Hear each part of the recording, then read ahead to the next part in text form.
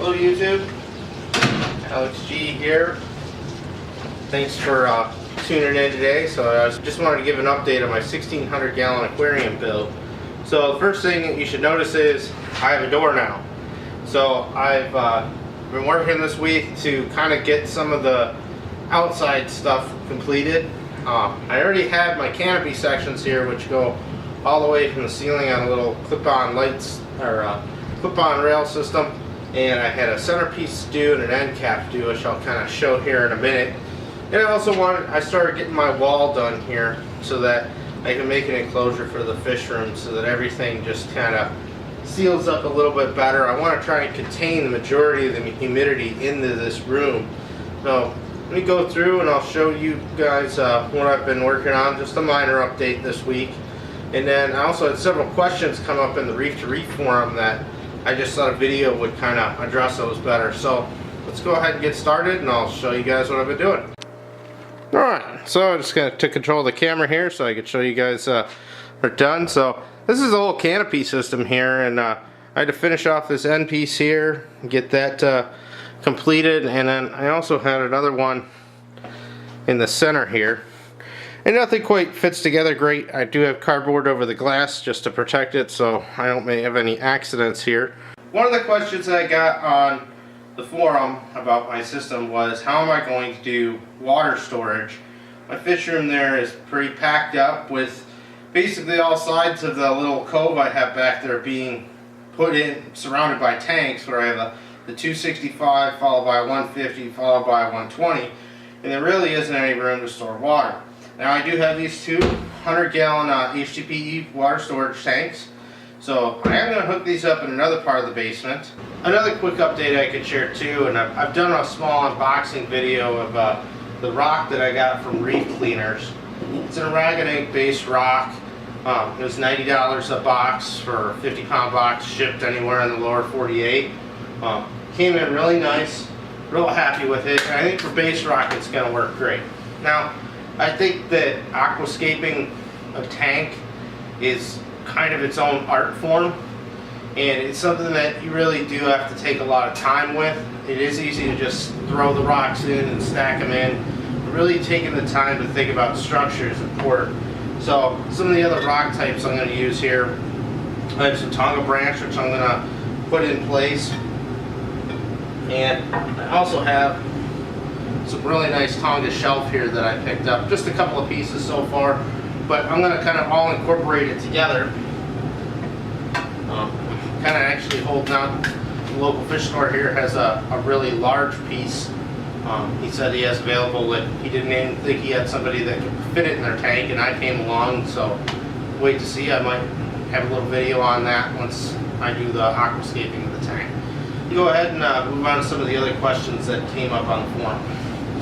First question that I got that I thought was a real important one to answer had to do with the electrical that I put in.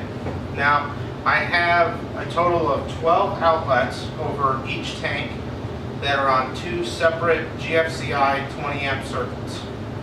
So the big question I got was, why did I not use PVC and use galvanized here to run this electrical conduit? And that's a very good question. And the main reason is that this will not be exposed directly to the humidity. The entire ceiling above the tank is going to be covered in 6mm plastic. This is the thickest stuff I could get that I could put up here, and I'm going to plastify the entire ceiling. You might ask, well, how are you going to get through the electrical? What I'm going to do is I am going to cover everything over, and it's not going to be the tight, like super tight, but it's going to be enough to where I can go over all the boxes. And then what I have on top of that is waterproof electrical boxes that I purchased from Home Depot, and these will just get put right on top.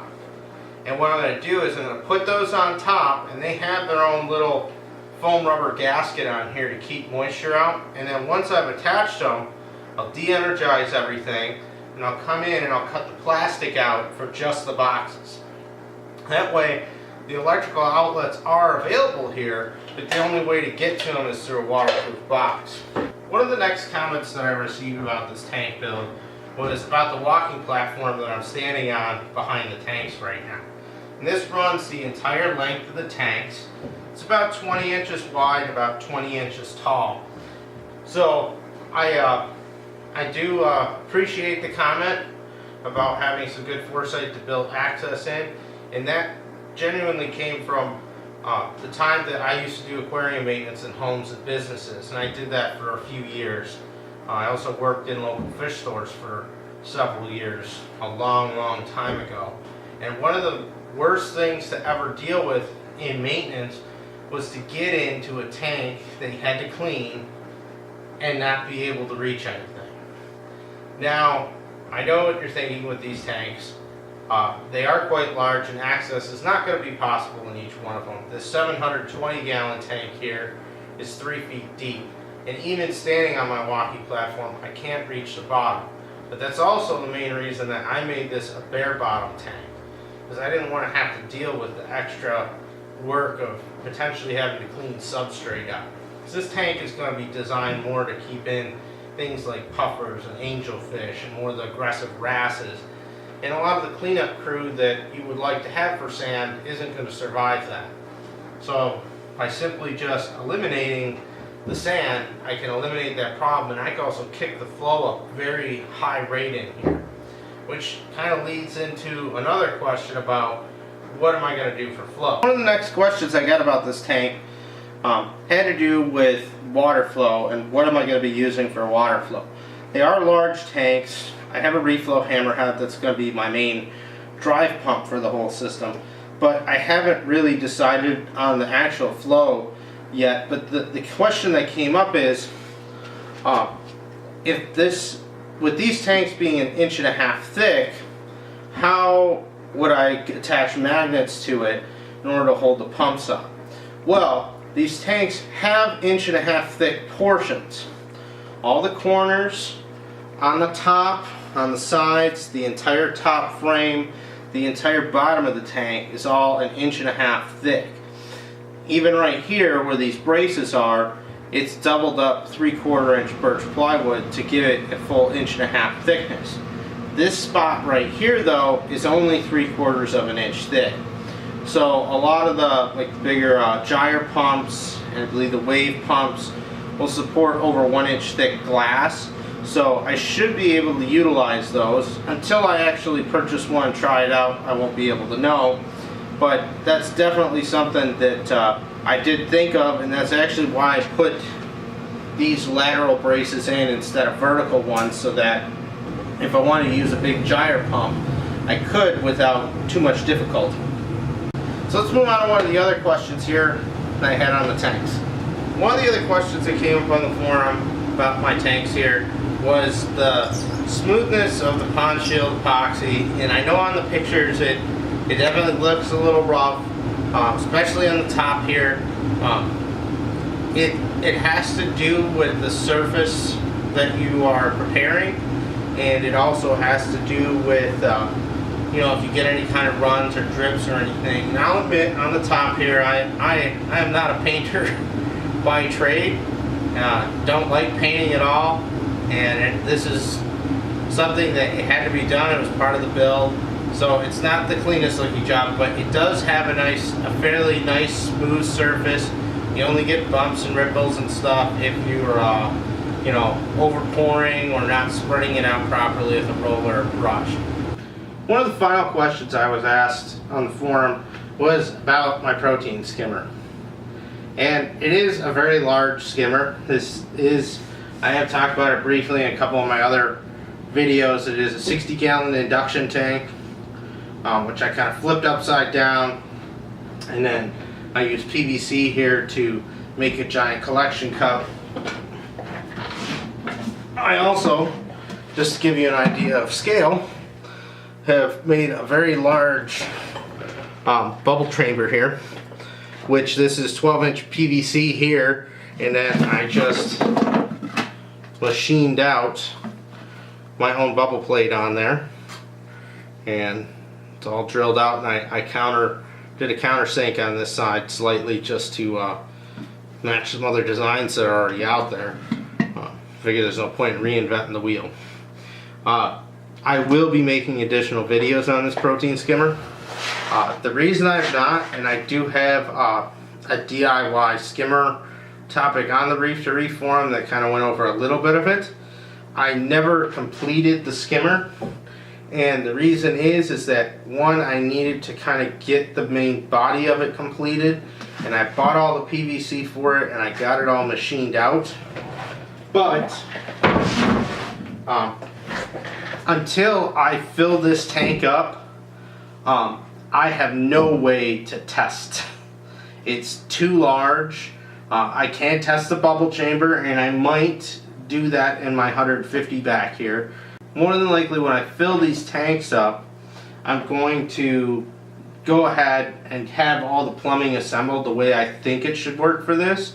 This skimmer is going to take some time because it's a DIY and it's kind of my own custom design. It's based on other skimmers that are out there, but until you actually start getting water flow through it and actual salt water through it to start playing with the bubble chamber and such and water levels in here, I really don't feel comfortable finishing a DIY video on it until it's running.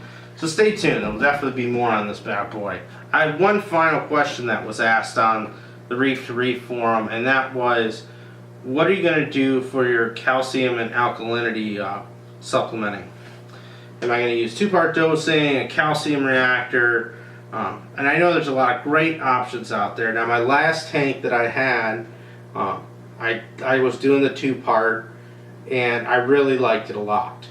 I know there can be a more significant cost with it, and with a system of this size, it's going to be kind of a snowball effect, obviously, is that, you know, when I get the tank up and running, I probably won't be adding calcium or alkalinity for quite some time until, you know, the coralline algae and the corals start to take off and grow heavily, which at that point I'm sure it's going to be just seeing your, you know, the amount of dosing go from 0 and then just curve straight up.